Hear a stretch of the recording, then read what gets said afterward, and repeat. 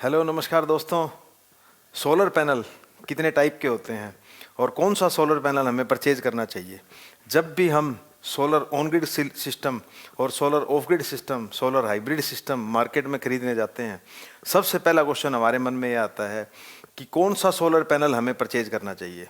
Market में जब भी हम किसी दुकानदार के पास, किसी कंपनी के पास, किसी सोलर के इंटीग्रेटर के पास जब हम जाते हैं हमारे घर पर सोलर लगवाने के लिए, तो सबसे पहला क्वेश्चन उस दुकानदार का, उस कंपनी का, उस इंटीग्रेटर का, उस डीलर का ये होता है कि आपको किस टाइप का सोलर पैनल लगवाना है, कौन कौन से सोलर पैनल की टाइप होती हैं, कौन सा सोलर पैनल बेस्ट होता है, कौन सा सोलर पैनल हमारे आरओआई को इतना ज़्यादा इंक्रीज कर देगा कि हमें जो रिटर्न ऑन इन्वेस्टमेंट है, हमारा जो लगाया हुआ मेहनत का पैसा है, उससे हमारी बिजली ज़्यादा बनेगी और हमारी बैटरी ज़्यादा चार्ज होगी और हमारा बिजली का बिल जीरो हो पाएगा। आज इन सभी क्वेश्चंस के आंसर के लिए आप ये पूरा वीडियो लास्ट तक देखिए।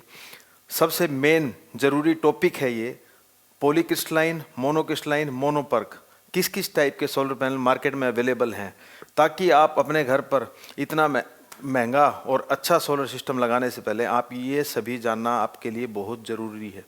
इसलिए इस वीडियो को ज़्यादा से ज़्यादा शेयर करें, लाइक करें। अगर आपको लगता है आपका दोस्त विकास अग्रवाल आपके लिए सोलर की बारीक से बारीक चीज़ निकाल कर आपको इतनी मदद कर पा रहा है और सोलर के बारे में आपको थोड़ा बहुत भी ज्ञान दे पा रहा है, तो चैनल को बहुत ज़्यादा सब्सक्राइब करें और लाइक करें, ताकि हमारी टीम का हौसला और हमारा हौसला बढ़ता रहे। तो आइए दोस्तों, हम देखते हैं इस वीडियो के बारे में। और लास्ट वीडियो में मैंने बताया था आपको पीडब्ल्यू और एमपीपीटी और पीडब्ल्यूएम में क्या क्या डिफरेंस है, जो कि एक पीसीयू के पार्ट थे और आज एक सोलर पैनल के पार्ट हैं। आइए हम डिटेल में इस वीडियो में जानते हैं ये क्या चीज़ है। देखिए दोस्तों, मोनोक्रिस्टलाइन सोलर पैनल और पॉलीक्रिस्टलाइन सोलर पैनल, दो टाइप के सोलर पैनल मार्केट में अवेलेबल हैं। किसी भी दुकानदार के पास जाते हैं, वैसे तो बहुत टाइप के सोलर पैनल हैं, लेकिन बेसिकली जो डिफरेंस हमें जानना है वो इन दोनों सोलर पैनल में जानना है। क्योंकि हम जब भी दुकान पे जाते हैं तो सबसे पहला, देसी भाषा में हम बात कर लेते हैं, तो दुकानदार सबसे पहले ये पूछता है कि आपको नीले वाला लेना है या काले वाला लेना है। तो देखिए दोस्तों, नीला जो सोलर सेल पैनल है वो पॉलीक्रिस्टलाइन सोलर पैनल है, ब्लूइश शेड आती है इसके अंदर, आप देख पा रहे हैं। ये वाला जो है ये है पॉलीक्रिस्टलाइन सोलर पैनल, और ये जो आप पैनल देख पा रहे हैं ये है मोनोक्रिस्टलाइन सोलर पैनल। अब हम देखते हैं दोस्तों, इन दोनों में बेटर कौन सा है। पूरे वीडियो के लास्ट तक अब जब आप जाएंगे तो आपको इस चीज़ का आंसर मिल जाएगा, इन दोनों में बेटर कौन सा है, कौन सा हमें परचेज करना चाहिए।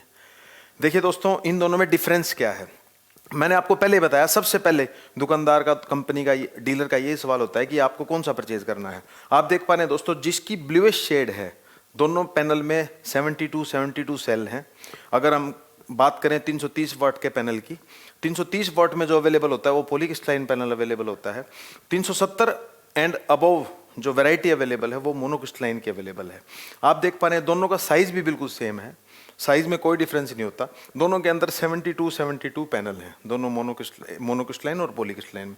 लेकिन आप देख पा रहे हैं दोस्तों, इसके अंदर ब्लूइश शेड है, ये ब्लैकिश शेड है। इसके जो सेल हैं वो स्क्वायर शेप में है और इसके जो सेल हैं वो ऑक्टागोनल शेप में। आप देख पा रहे हैं दोस्तों, ये जो पैनल है वो ब्लैकिश शेड का होता है, ब्लैक शेड का ये पैनल होता है। एक ही टाइप के सारे क्रिस्टल से बनकर ये पैनल बना होता है। पॉलीक्रिस्टलाइन आप नाम से ही जान पा रहे हैं पॉली, और मोनोक्रिस्टलाइन आप नाम से ही जान पा रहे हैं मोनो। एक ही टाइप के क्रिस्टल्स, वेफर्स जो यूज करके पैनल जो बना है वो है मोनोक्रिस्टलाइन सोलर पैनल। और पॉलीक्रिस्टलाइन में डिफरेंट टाइप्स की जो सेल की क्रिस्टल्स की लेयर हैं उसको अलग अलग यूज करके ये पॉलीक्रिस्टलाइन पैनल बन पाता है। दोनों का वर्किंग प्रोसीजर सेम है, दोनों की लाइफ का स्पैन लगभग सेम है। कुछ डिग्रेडेशन जो है वो पॉली के अंदर ज़्यादा है, मोनो के अंदर नहीं है। लाइफ टाइम के अकॉर्डिंग हम चलेंगे, एफिशिएंसी जो डाउन आती है वो पॉली की डाउन आती है। और आप देख पाएंगे दोस्तों, दोनों का लगभग वर्किंग प्रोसीजर जो है वो सेम है। जो हमारी सनलाइट है उसको कैप्चर करके इसके अंदर फोटोन्स, लाइट के जो फोटोन्स हैं वो ट्रांसफर होते हैं और वो एनर्जी जनरेट करते हैं, डीसी एनर्जी प्रोड्यूस करते हैं। दोनों का वर्किंग जो क्राइटेरिया है वो बिल्कुल सेम है। अब हम देखो दोस्तों, हम देख पा रहे हैं ये ब्लूइश शेड का है पॉलीक्रिस्टलाइन जो पैनल है, इसका टेक्सचर जो है वो ब्लूइश, आइकॉनिक ब्लूइश शेड है। और ये देखिए आप, मोनोक्रिस्टलाइन और पॉलीक्रिस्टलाइन में डिफरेंस क्या है जो हमने अभी देखा। ये ऑक्टागोनल शेप का है, जो मोनोक्रिस्टलाइन पैनल है आप देख पा रहे हैं ये ऑक्टागोनल शेप का है, और ये पॉलीक्रिस्टलाइन जो पैनल है ये स्क्वायर शेप का है। इसकी लगभग स्क्वायर शेप है, इसके 4 ही कॉर्नर हैं और ये ऑक्टागोनल शेप में अवेलेबल है। ऑक्टागोनल शेप में होने की वजह से इसके अंदर जो मटेरियल की वेस्टेज है, इसको बनाने में जो मटेरियल की वेस्टेज है वो ज़्यादा है। सिलिकॉन वेफर से जब ये बनाया जाता है तो इसमें मटेरियल की जो वेस्टेज है, जो रॉ मटेरियल है, वो इसके अंदर मोनोक्रिस्टलाइन में ज़्यादा है, जिसकी वजह से इसकी कॉस्ट भी ज़्यादा है। अब देखिए दोस्तों, दोनों कंपैरिजन सबसे ज़्यादा ज़रूरी है। वैल्यू प्राइस, मैंने आपको बताया ROI, हर कस्टमर या हम अपनी बिल्डिंग पे लगा रहे हैं, हम अपनी फैक्ट्री पे लगा रहे हैं, अगर हम अपनी शॉप पे लगा रहे हैं तो सबसे पहला क्वेश्चन हमारे अंदर दिमाग के अंदर ये आता है कि वैल्यू फॉर मनी हमारी आइटम क्या है। अगर हमने इन्वेस्टमेंट की तो कौन सी चीज़ बेटर है।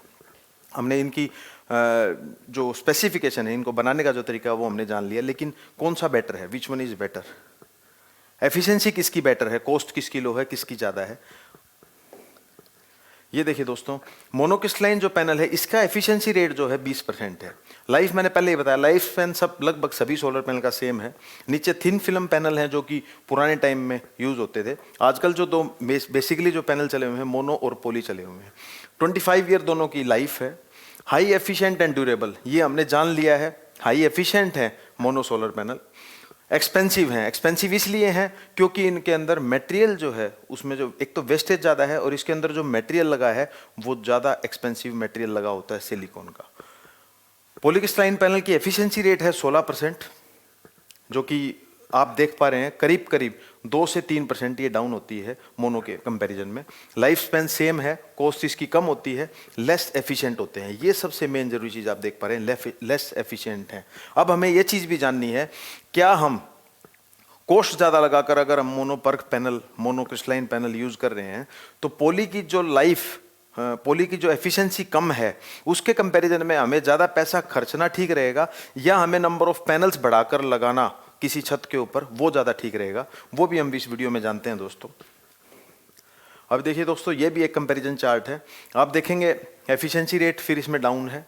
उसके अलावा जो सबसे बड़ी चीज़ है मोनोक्रिस्टलाइन पैनल में, अगर मौसम के अंदर हल्की फुल्की धुंध है, मौसम के अंदर थोड़ी सी रोशनी कम है, ब्राइटनेस कम है, धूप कम है, तो भी मोनोक्रिस्टलाइन पैनल अच्छे से आउटपुट दे पाएगा। आप देख पा रहे हैं, sensitive to high temperature, lower life span and slightly less space efficiency. आप देख पा रहे हैं दोस्तों, जैसे ही मौसम में थोड़ा सा बदलाव आता है, थोड़ा सा बादल आते हैं, तो मोनोक्रिस्टलाइन पैनल पॉलीक्रिस्टलाइन के मुकाबले ज़्यादा अच्छे से परफॉर्म करते हैं। उसके अलावा जो टेम्परेचर कोएफिशिएंट है, टेम्परेचर कोएफिशिएंट का मतलब है, हम आगे जानेंगे इसके बारे में, टेम्परेचर कोएफिशिएंट का मतलब है जो सोलर सेल्स इनके अंदर लगे हैं वो टेम्परेचर ज़्यादा होने पर किस टाइप से बिहेव करते हैं, वो अपना आउटपुट किस तरीके से एनर्जी के फॉर्म में प्रोड्यूस करते हैं। तो टेम्परेचर कोएफिशिएंट जो है वो मोनोक्रिस्टलाइन पैनल ज़्यादा है। इसका मतलब ये है कि जब ज़्यादा टेम्परेचर होगा, जब टेम्परेचर ज़्यादा होगा एनवायरनमेंट के अंदर, तो मोनोक्रिस्टलाइन पैनल जो है वो अपनी परफॉर्मेंस बेटर देंगे बजाय कि पॉलीक्रिस्टलाइन के।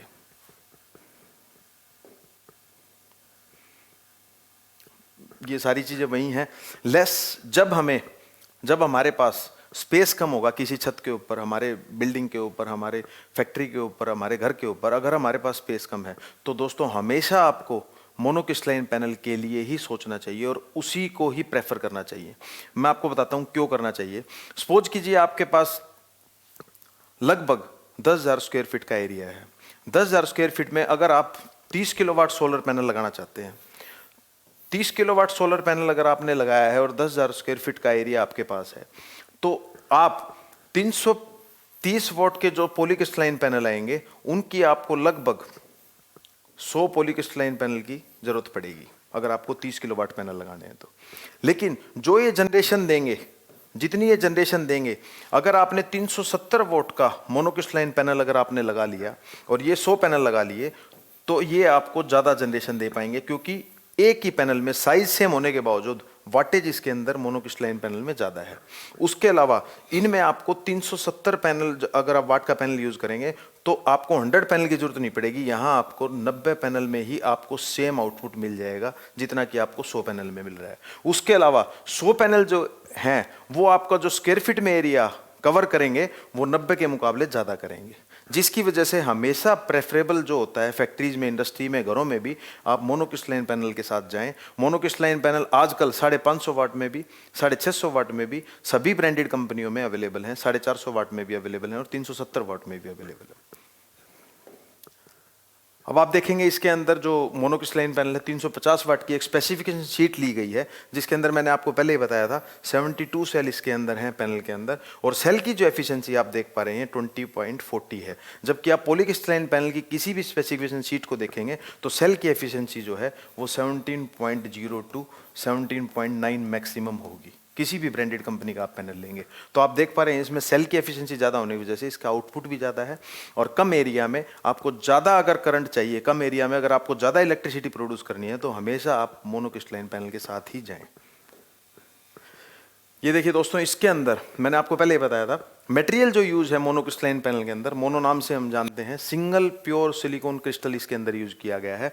पॉलीक्रिस्टलाइन में different silicon fragments molten together, different silicon के जो पार्ट्स हैं उनको इकट्ठा पिघलाकर वो पॉलीक्रिस्टलाइन में यूज किए गए हैं।